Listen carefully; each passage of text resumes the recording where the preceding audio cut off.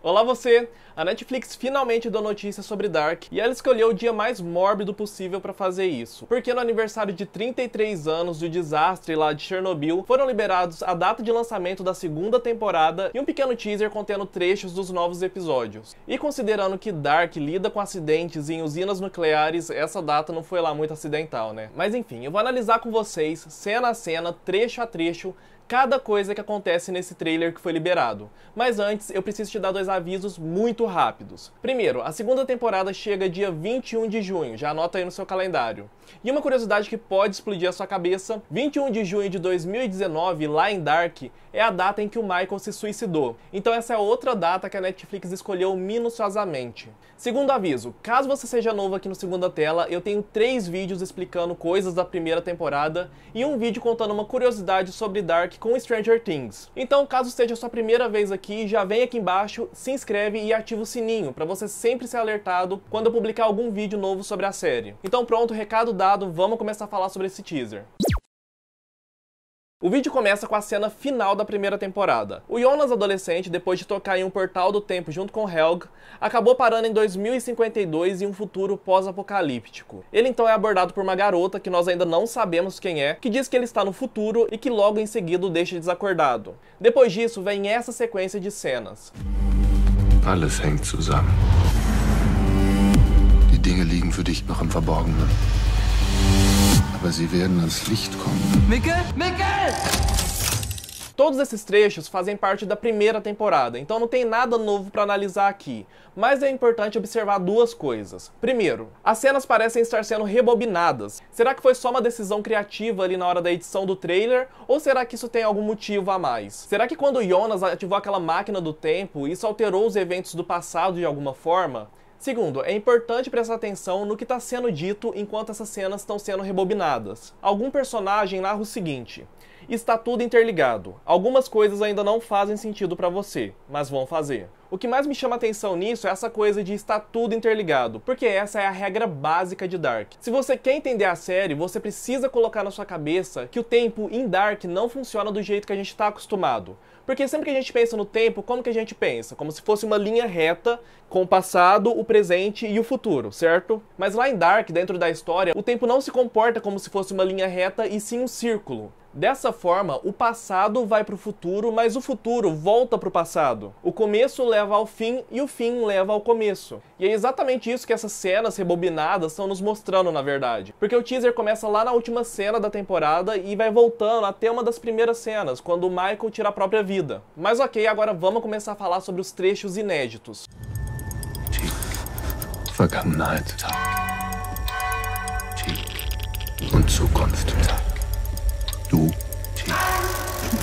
Ich.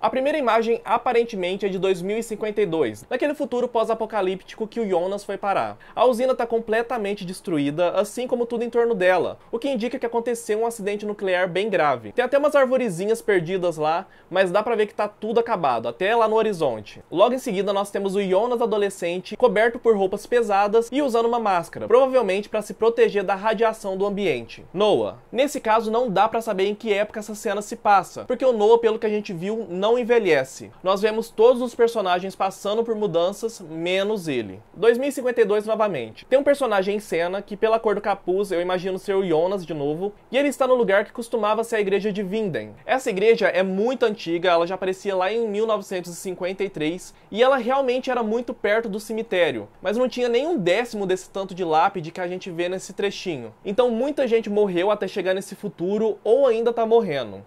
Importante lembrar que o Noah era um pastor dessa igreja. Agora a gente vai para 1953, que é aquela primeira época. Essa personagem que aparece é a Agnes. Vamos recapitular um pouquinho da história dela, caso você tenha esquecido. Ela chegou em Vinden com o filho, o Tronte, depois de ter ficado viúva. Só que pelo que a gente ficou sabendo, ela tinha um marido muito péssimo, então ela ficou meio que feliz por ter se livrado dele. Uma das principais teorias sobre a identidade do Noah defende que ele, na verdade, era o marido dela, que ela diz lá que morreu. Porque em uma cena ela comenta que esse marido parecia ser um homem de Deus, mas que não tinha tinha nenhuma fé, o que se encaixa muito bem na descrição do Noah, porque ele se veste como pastor, se comporta como pastor, só que não tem fé alguma. Outra coisa importante pra gente se lembrar sobre essa personagem, ela é a tataravó do Jonas. Por quê? Ela é a mãe do Tronte, que é o pai do Yurik, que é o pai do Michael, que é o pai do Jonas. Então, tipo assim, se essa teoria do Noah ser o marido dela for verdade, isso significa que o Noah, na verdade, é o tataravô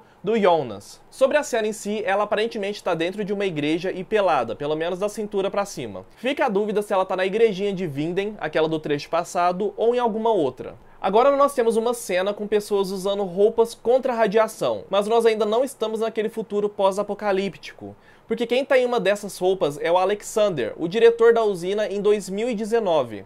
O interessante é que nessa cena as luzes aparecem piscando, e sempre que as luzes piscam e os animais caem mortos, isso significa que alguém acabou de viajar pelo buraco de minhoca lá na caverna. Porque essa viagem dispara uma onda eletromagnética pela cidade, que afeta principalmente a audição dos animais e a própria eletricidade. Inclusive, eu explico isso melhor no segundo vídeo das minhas explicações sobre a primeira temporada. Então todas aquelas pessoas vestidas com as roupas amarelas estão se preparando para fazer alguma coisa na usina em 2019, enquanto alguém está lá na caverna viajando naquele momento pelo tempo. Futuro, definitivamente. Não dá pra extrair muita coisa desse trecho, mas eu fico me perguntando por que essa galera se comporta como militares em uma guerra. Talvez realmente esteja acontecendo uma guerra nuclear ou uma guerra de sobrevivência por conta de recursos escassos.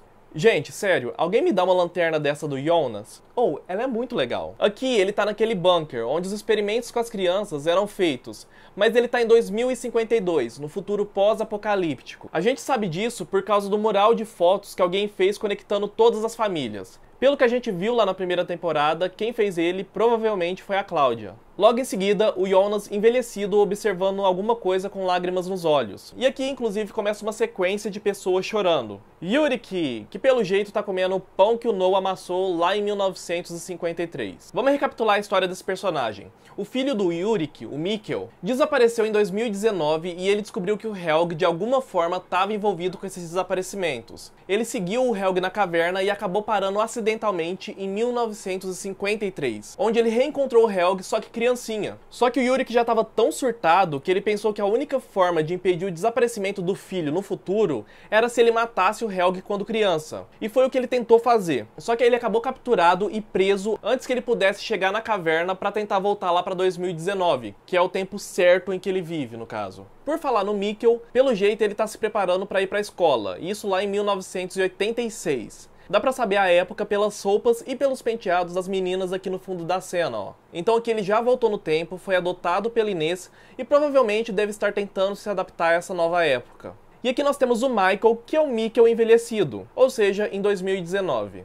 Dá pra ver que ele já tá bem desestabilizado e talvez essa segunda temporada entre em mais detalhes sobre o que levou ele a tirar a própria vida. Talvez tenha tido motivo que a gente por enquanto desconhece. Mas já pensou que legal seria se essa cena fosse ele observando o Mikkel, que no caso é ele, criança, ou sei lá, o Yurik, que é o pai dele e por isso que ele surtou? O Noah em um lugar que parece ser uma igreja. O que eu achei bem legal aqui é essa figura na parede, que parece ter 2 chifres. Porque também tem aquela teoria que defende que o Noah, na verdade, é o diabo trabalhando para causar o fim da humanidade. Uma mulher liderando um grupo em 2052 e pronta para atirar em algo ou alguém. E o trailer dá a entender que ela tá apontando para essas árvores, onde tem seres humanos pendurados e algumas coisas estranhas que eu não consegui identificar. Aqui a gente tem a Hannah, a mãe do Jonas, apontando pro próprio pescoço com uma arma como se fosse se matar. Lembrando que ela terminou a temporada bem surtada porque ela levou um pé na bunda do Yurik, por quem ela sempre teve uma obsessão. Ela até então era amante dele e ele decidiu terminar o caso dos dois. E talvez ela esteja assim porque ela descobriu que o Jonas sumiu, já que ele foi parar lá em 2052. Então, basicamente, a Hannah tá sozinha no mundo, porque o Yurik deu um pé na bunda dela e também desapareceu, já que ele tá preso lá em 53. O Michael, que era o marido dela, se matou.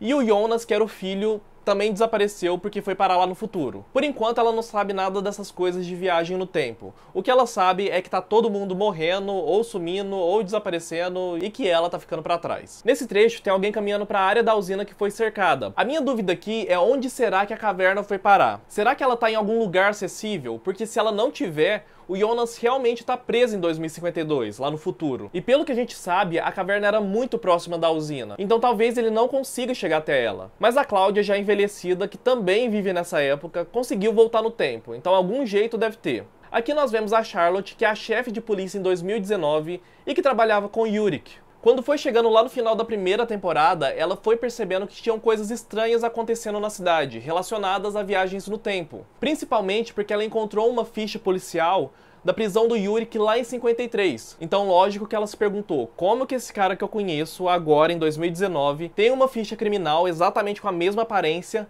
lá em 1953. Aqui, pelo jeito, é o Jonas e a Marta se beijando. Lembrando que esses dois se gostavam muito, só que ela acabou namorando o Bartosz, que também é o melhor amigo do Jonas, então formou meio que um triângulo amoroso. E pra piorar, ela é a irmã do Mikkel. E o Mikkel, como o Jonas descobriu, é o Michael, que é o pai dele. Em outras palavras, a Marta é a tia dele. O Jonas descobriu isso, ficou bem perturbado e inclusive deu uma afastada ali na Marta, querendo terminar a relação. Mas pelo que a gente tá vendo aí no trailer, ele meio que superou essa questão dela ser a tia dele, né? Talvez lá no futuro, em 2052, ele tenha assistido a 8ª temporada de Game of Thrones, viu o Jon e a Daenerys e pensou, por que não, não é mesmo? Porém, percebam que isso deve acontecer em 2019, porque a Marta é de 2019. Então Jonas, em algum momento, deve sim conseguir voltar lá de 2052 para 2019. Aqui, alguém dá um tiro. Parece ser uma arma antiga e parece que a pessoa tá com uma roupa não muito atual.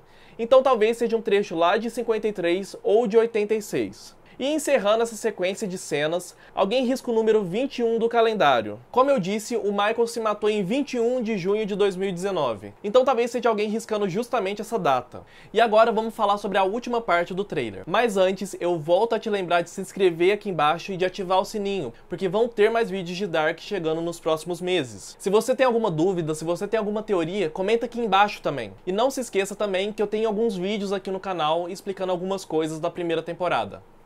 Die Apokalypse muss kommen. Pra encerrar o trailer, o Jonas adolescente aparece com uma daquelas roupas que protege de radiação e ele observa um troço que parece ser uma bola de energia, bem grande e perigosa. E alguém fala que o apocalipse deve acontecer.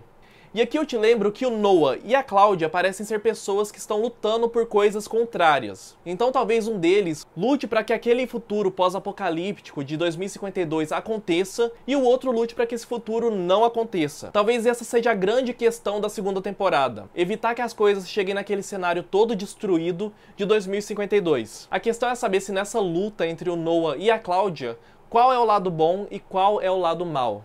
Me fala o que você acha aqui nos comentários e daqui a alguns dias eu tô de volta para falar sobre Dark. Espero te ver por aqui e até lá!